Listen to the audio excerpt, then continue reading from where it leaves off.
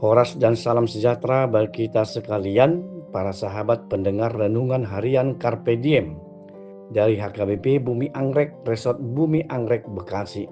Kita kembali akan merenungkan firman Tuhan di hari ini, Rabu 5 November 2025. Kiranya di hari ini damai sejahtera Allah yang melampaui segala akal memelihara hati dan pikiranmu di dalam Kristus Tuhan kita.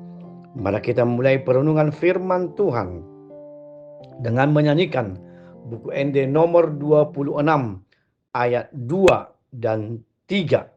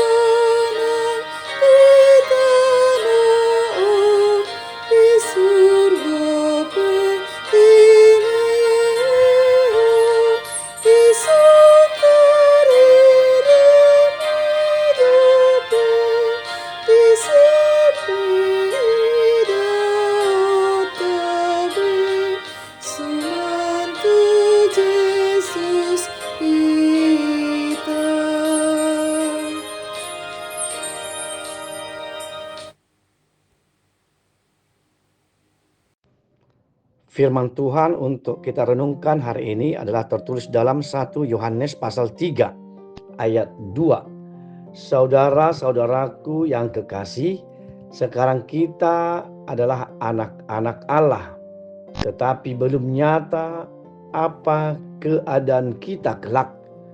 Akan tetapi kita tahu bahwa apabila Kristus menyatakan dirinya, kita akan menjadi sama seperti Dia, sebab kita akan melihat Dia dalam keadaannya yang sebenarnya. Demikianlah firman Tuhan. Masa lalu adalah kenangan, masa kini adalah kenyataan, dan masa depan adalah harapan. Pernyataan ini sering kita dengarkan untuk menggambarkan bagaimana kehidupan manusia berada dalam pembagian 3 masa, yaitu masa lalu, sekarang, dan masa yang akan datang. Dalam nas kita hari ini, paling tidak digambarkan pembagian waktu dalam 2 masa, yaitu pertama, sekarang kita adalah anak-anak Allah, dan yang akan terjadi kelak, yaitu bahwa apabila Kristus menyatakan dirinya, kita akan menjadi sama seperti Dia, sebab kita akan melihat Dia dalam keadaannya yang sebenarnya, masa yang akan datang. Tetapi yang sudah lewat, menurut iman kita, adalah masa kegelapan tanpa identitas. Masa sekarang adalah masa yang harus kita hidupi dengan sungguh-sungguh, karena kita sudah mempunyai identitas sebagai anak-anak Allah. Anak-anak Allah dalam dunia ini harus berani tampil beda dan tidak terhisap oleh dunia ini. Seorang anak harus hidup di dalam keinginan bapanya, yaitu Allah, dan tidak lagi menonjolkan keinginan pribadi si anak. Seorang bapak tidak pernah menginginkan kehancuran anaknya. Justru sebaliknya, seorang bapa yang baik selalu berusaha mengarahkan anaknya ke dalam masa depan yang lebih baik.